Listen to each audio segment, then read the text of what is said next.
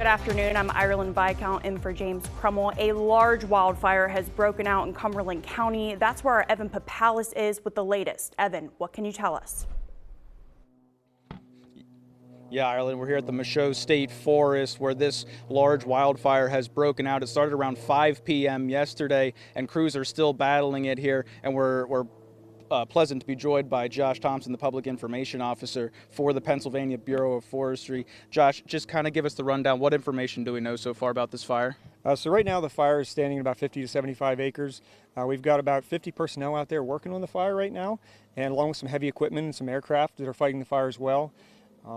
We're still sitting at 0% containment, so they're working really hard, and that containment number doesn't always reflect how much work is being done out there. That's usually what we follow up on when we're confident that it's not going to go anywhere.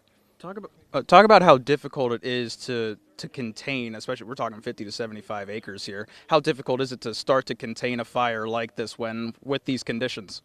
Yeah, so it is so hot and dry out there that the fuel is very readily available to burn, and so stopping it requires a hard line, whether that be a road or a dozer trail or something that is in place to stop the movement of that fire. So when it's so hot and dry like this, along with some wind pushing it, it's very difficult to get the fire to stop, to contain. That's why we're putting in the containment lines.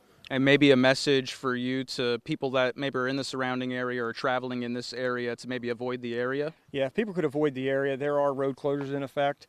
And also I want to put a word out there for anybody that right now is not the time to burn debris. That's what most of our fires, that's not what caused this fire, I don't believe. It's still under investigation.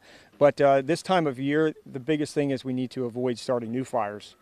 Awesome. Josh, thank you so much for joining us. Ireland, we're going to send it back to you. We're going to be back in our next half hour when we have more information or any new updates that we can provide to you guys. But for now, in Cumberland County, Evan Papalis, ABC 27 News.